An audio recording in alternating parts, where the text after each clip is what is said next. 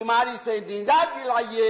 इन्हीं चंद शब्दों के साथ मैं धन्यवाद करता हूं। The next speaker is professor Manoj Jha.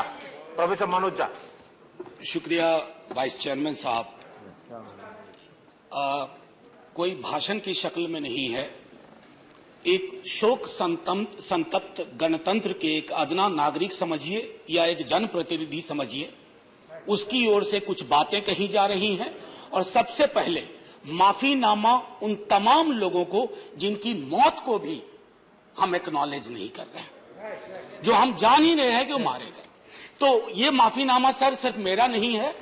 मैं इसलिए ये बात कह रहा हूं कि मई के महीने में मैंने 6 आर्टिकल लिखे। संसद चल नहीं रही थी, कहां अपनी शिकायत ले जाते, किससे कहते। मुझे भाजपा के मित्रों ने, कई साथियों ने कॉल किया, बधाई दी। मैं उनका भी एहतराम करता हूं और कहता हूं कि ये भरोसा इस सदन का है कि हम सबको एक साझा माफीनामा उन लोगों के नाम भेजना चाहिए जिनकी लाशें गंगा में तैर रही थी। किसी ने कह दिया ये, किसी ने कह दिया वो। सर दूसरी चीज, मैंने कल सेक्रेटरी जनरल साहब से बात करने की कोशिश की, बाकी जगह भी। किसी 2 सत्र के बीच में सर 50 लोगों की ऑबिचुअरी आज तक कभी नहीं हुई संसदीय इतिहास में। राजीव सातव की उम्र थी जाने की इस दुनिया से। रघुनाथ महापात्रा जब मिलते थे गले लगाते थे, बोलते थे जय जगन्नाथ। अचानक में वो नहीं है। ये पीड़ा व्यक्तिगत है, आंकड़ा मैं नहीं कहना चाहता हूं, मेरा आंकड़ा, तुम्हारा आंकड़ा। अपनी पीड़ा में आंकड़ा ढूंढिए।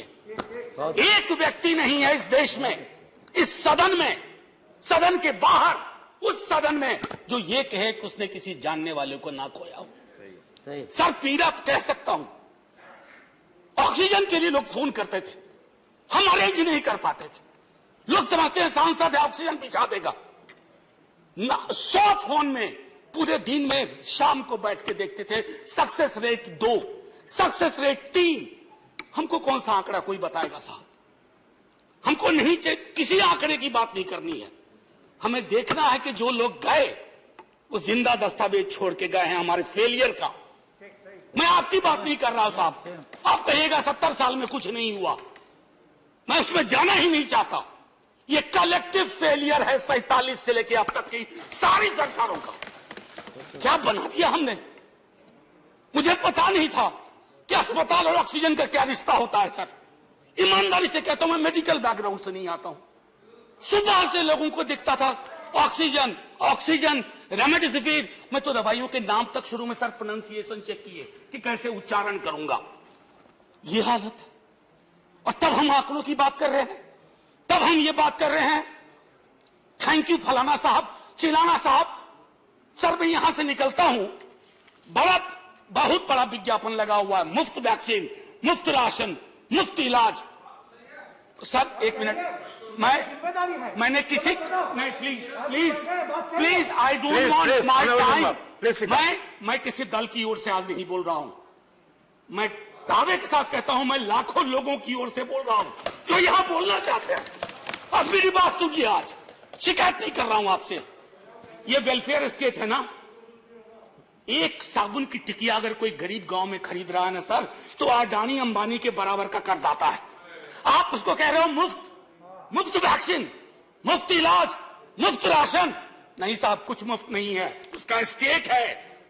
इस वेलफेयर स्टेट का कमिटमेंट है। उसको आप डिनाइग्रेट मत करिए, डेमोनाइज मत करिए, उसे बौना मत बनाइए। ये आग्रह है मेरा। सर मैं इससे पहले की कुछ और बातें कहूं, मेरे पास अभी वक्त है। सर इस कोरोना को मैं भी मानता हूं, मेरे पूर्व के वक्ता कुछ कह रहे थे, ये चैलेंज है हमारे लिए सर। बहुत बड़ी बड़ी बातें नए कानून की हो रही है। राइट टू हेल्थ की बात क्यों नहीं करते हम लोग? राइट टू हेल्थ, स्वास्थ्य का अधिकार, उसमें कोई किंतु परंतु लेकिन परंच नहीं।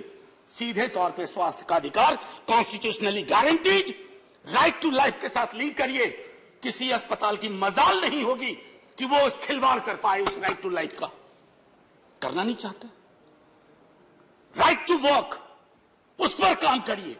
पॉपुलेशन को लेकर के बहुत बातें हो रही हैं साहब। डेमोग्राफी को, डेमोग्राफर्स को छोड़ दीजिए, बड़ा संश्लिष्ट विज्ञान है, लेकिन ये हम कर सकते हैं इस सदन और उस सदन में। Right to life, right to work पर लेजिस्लेशन लाइए, ताकि कोई आपदा आए, अभी तो हमारे लीडर ऑफ हाउस नहीं है, नए नए बने हैं। उनसे मैं कहता, जब वो रेल मंत्री थे, हॉस्पिटैलिटी सेक्टर के लोगों को निकाल दिया गया। इसी कोरोना काल में मैंने लगातार आवाज उठाई, कोई सुनने वाला नहीं है सर, कोई नहीं सुन रहा। अगर आप सांसद की नहीं सुन रहे हैं तो जो छोटे अदना संविदा वाले नौकरी से निकाले गए उसकी कौन सुनेगा सर। एक और अद्भुत चीज हुई इसी कोरोना के दौरान, माननीय उपसभापति महोदय, जब हाहाकार मचा हुआ था हॉस्पिटल के लिए, आईसीयू बेड्स के लिए, दवाइयों के लिए, यह हाहाकार जब मचा हुआ था, उस दौर में सर कई चीजें हुई, जिसमें से एक जो महत्वपूर्ण चीज मैं जिसका जिक्र करूंगा, उस हाहाकार में सरकारें, मैं सिर्फ केंद्र को नहीं कह रहा हूं, कई राज्य सरकारें भी नदारद थी। वो 1.5 महीना कैसे बिताया है इस मुल्क ने। हमारे सदन के कोई लोग बड़ी मुश्किल से बच के आए हैं, मैं नाम नहीं लूंगा। पूरे देश ने वो वक्त कैसे बिताया है, नाइटमेयर की तरह लगता है सर, डरावना लगता है। एक मेरा स्टूडेंट पढ़ा है, वह 37 साल का, हॉस्पिटल का बेड जब तक मैंने अरेंज किया वो दुनिया छोड़ के जा चुका था। मैं इसलिए बार बार इसको इसलिए ये कह रहा हूं कि इसमें व्यक्तिगत पीड़ा को ढूंढिए, तब हम इसका निदान ढूंढ पाएंगे। मेरी नाव तुम्हारी नाव, मेरा काल तुम्हारा काल, ये तो बहुत कुछ हुआ, इस भौकाल से आपको कुछ हासिल नहीं होगा। सर बस 1 मिनट और लूंगा, जो मैं कहना चाह रहा था। सर एक खत मैंने मृतात्माओं के नाम लिखा था, कुछ कर नहीं पा रहा था, बेबसी में एक खत लिखा, जो लोग इस दुनिया से चले गए। उसमें कुछ मैंने सलाह दी थी सर सरकार से, और ये जो उस बीच में कहा गया कि सरकारें फेल नहीं की, सिस्टम फेल कर गया। अरे साहब, ये सिस्टम कौन क्या है? बचपन से सुनते थे कि सिस्टम के पीछे व्यक्ति होता है, सिस्टम के पीछे एक संरचना होती है। अगर वो सिस्टम फेल किया है, चाहे दिल्ली में या किसी गांव की गलियों में, तो वहां की सरकारें फेल गई। सिस्टम का नाम इसे मत दीजिए, क्योंकि यही वो सिस्टम बनाते हैं। धन्यवाद। और धन्यवाद। आप बस आखिरी टिप्पणी करने दीजिए। प्रोफेसर धन्यवाद, आपको ज्यादा टाइम दे चुका हूं मैंने। सर बस 10 सेकंड लूंगा।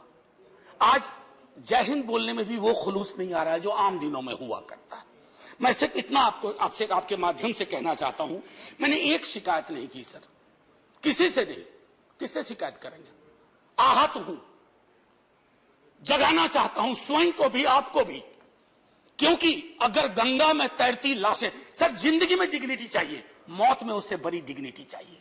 हमने अनडिग्निफाइड डेथ को विटनेस किया है, और अगर हमने इसको दुरुस्त नहीं किया सर, आने वाली सदियां माफ नहीं करेगी। आप बड़े बड़े इश्तहार छपवाओ, अखबारों के 4 पन्ने रंग दो, फलाना थैंक यू सर, इतिहास को थैंक यू कहने का मौका मिलना चाहिए। धन्यवाद। जय हिंद सर।